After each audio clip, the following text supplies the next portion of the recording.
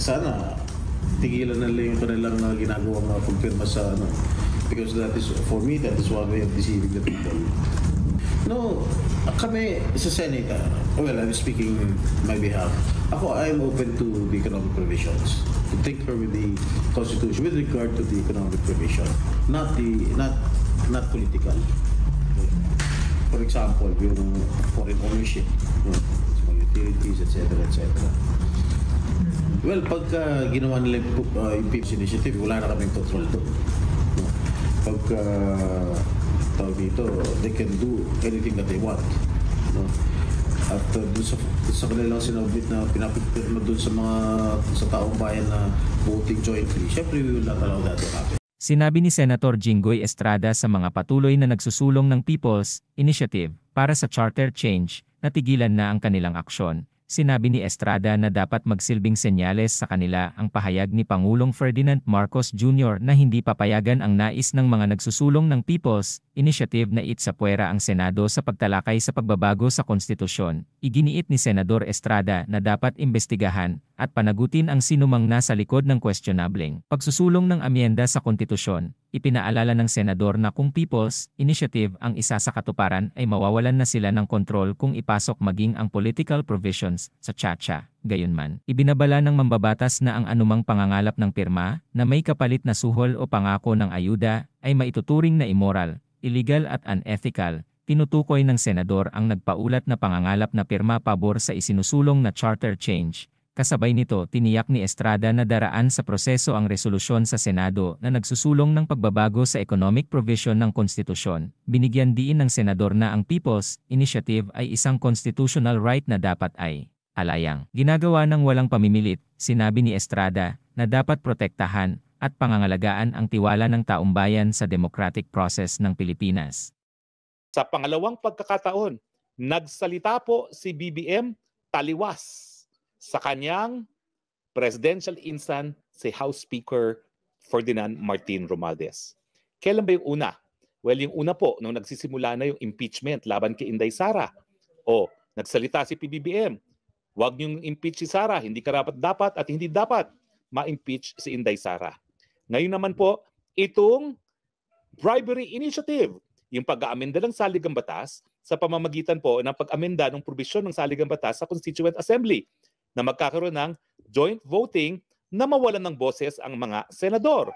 Kasi kapag separate voting po, gaya ng pagsasabatas, siyempre, yung 24 magbubutuhan kung anong majority, yun ang boto ng Senado, at yung Kongreso naman, yung 318, magbubutuhan kung ano yung boto ng mayorya sa 318 na mga mambabata sa mababang kapulungan, yun ang desisyon. Abay, ang gusto nila, yung pag-amenda ng konstitusyon, at tingin ko marami silang amendahan, kasama na yung pagbubuwag sa Senado at pagiging parliamentarian, walang boses ang Senado kasi alam nila, hindi naman papayag ang Senado na buwagin ang kanilang mga sarili. So, nagsalita ang PBBM. Masyadong divisive. Masyadong maghahati-hati sa taong bayan, unang-una. Pangalawa, siya ay naging senador din.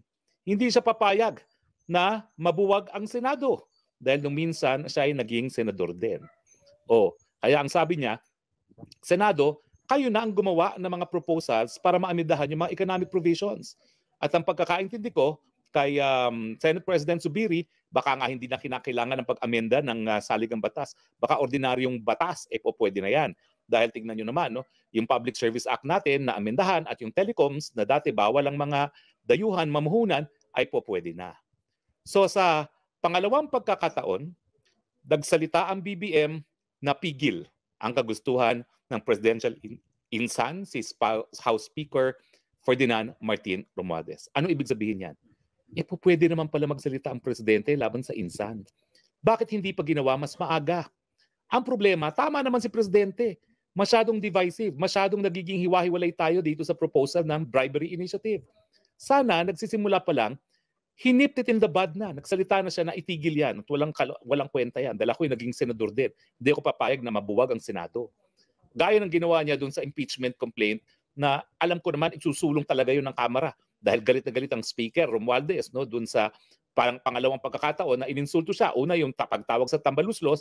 Yung pangalawa, yung inisnab siya nung dumating si Presidente galing sa APEC sa Amerika. Kitang-kita na lahat na isnab siya. Although ako naman, sinasabi ko, sasabihin ko naman kay VP Sara yan, sana wag na ganun para hindi na lumaki yung mga petty na mga galit na ganyan. Kita mo yung petty na ganyan, kamuntik na siyang ma-impeach. At saka yung mga petty galit na yan, nagsimula naman yan, yung tambaluslos kaya tuloy tinanggalan siya ng confidential funds. Pero ngayong alam natin pwede naman pala magsalita ang presidente, ang tanong, gagawin kaya uli yan ni PBBM? At siyempre, ano naman ang implikasyon yan sa liderato ni Speaker Martin Romualdez sa Kamara? Well, unang-una, hindi naman sikreto siguro na siya'y hinalal na speaker dahil siya'y presidential insan. Hello, hindi naman siguro dahil yan sa kanyang karanasan bilang mambabatas. No? Yan po talaga ay dahil siya ang napili ng presidente. Sa kasaysayan naman po ng Pilipinas, pagdating sa House Speaker, talaga naman pong presidente ang nasusunod dyan. At siyempre, sino pang pagkakatiwala ng presidente kundi kanyang presidential insan na kasama niyang lumaki. So, ano ngayon ang iisipin ng mga kongresista na sa pangalawang pagkakataon, parang binaliwala ng presidente ang ninanais ni Speaker Romualdez. Ako talaga, kung hindi siya nagsalita na itigil ang impeachment kay Inday Sara, alam ko itutuloy ni Speaker. At kung hindi talaga sinabi ni Presidente itigil yung pirma initiative na yan, itutuloy pa rin nila yan.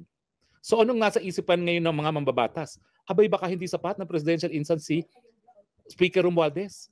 Baka maski siya ay presidential pinsan, kapag nalaman ng presidente na magkakagulo dahil sa mga inisyatibo ni House Speaker, hindi siya susuportahan ng presidente. Ano ibig sabihin yun? Baka isipin nila, teka. Baka hindi totoo na dapat ko siyang suportahan bilang speaker dahil may suporta siya ng presidente. Dahil ngayon, nakita natin sa pangalawang pagkakataon, gustong-gusto niyang gawin itong pirma, yung bribery initiative, tinutulan ng ating presidente. So ang papasok sa isipan nila, baka naman si presidente merong ibang kailangan ng speaker bukod dun sa kanyang presidential insan. Dahil 2 beses niya binaliktad ang kagustuhan ng kanyang presidential insan. Isang bersyon yan. Baka mag-isip sila na baka naman may iba pang mga kongresista ang pupwedeng magsulong ng agenda ni Presidente PBBM na hindi rin magiging dahilan para magkawatak-watak. Mantakin nyo. Tapatan lang dahil naman kay speaker mukhang nawasak na ang unit team. Anong sabi ni Presidential Special ni SAP Amy Marcos, super ate ni Presidente? Talagang nagtampo sa kanya si House Speaker dahil kinampihan niya ang mga Duterte.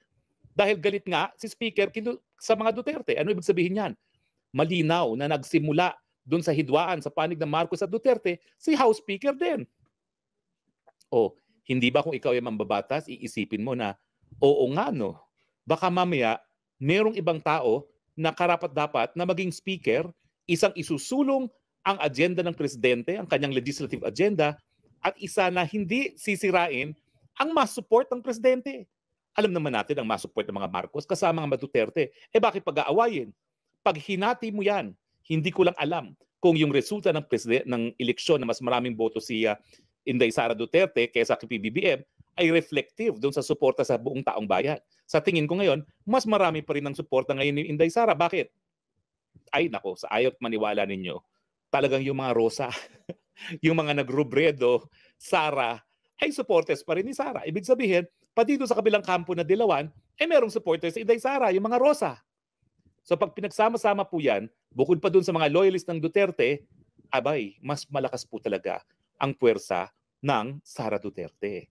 Ang tanong, bakit naman kinakailangan nga, wika nga ni SAP Amy Marcos, super ate ni Presidente, bakit kinakailangan pag-awayin ang mga Marcos at Duterte, wala naman dahilan para mag-away. Diba? Pati nga yung mga Marites na nagdi-distab si PRRD, naku, nanggagaling po yan sa mga intrigero na nais masira ang samahan ng Marcos at ng Duterte. So baka panahon na mag-isip ang mga kongresista. Baka meron namang kongresista na kayang isulong ang legislative agenda ni PBBM na hindi magiging dahilan ng pagiging watak-watak.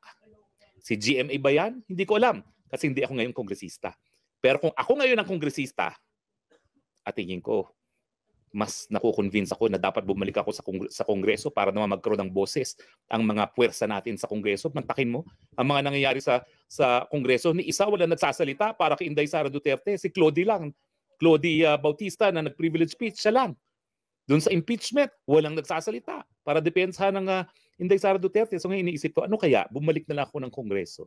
Although siyempre, ambisyon yun na maging senador. Hindi naman ako naging mapalad, no? But siguro later on. Pero ngayon ang tingin ko dapat paramihin ang hanay natin, mga nagmamahal sa bayan, dyan sa Kongreso. At kung ako'y kongresista, sasabihin ko sa inyo, ino-nominate ko si Gloria Macapagal Arroyo para maging speaker. Dahil napatunayan na niya na talaga namang pong kaya niya isulong ang legislative agenda ni Presidente at hindi siya magiging dahilan para mabiyak ang samahang Marcos at Duterte. Ano sa tingin niyo? Importante ba na ang House Speaker ay siguraduhin na patuloy pa rin ang pagkakaisa ng UNITEAM o baliwala na ba ang samahang Marcos at Duterte? Tignan natin ang inyong mga punto de vista, taong bayan. Okay? Nagustuhan mo ba ang video ito? Paki-like at share na din para mas marami pang makakalam sa balitang ito.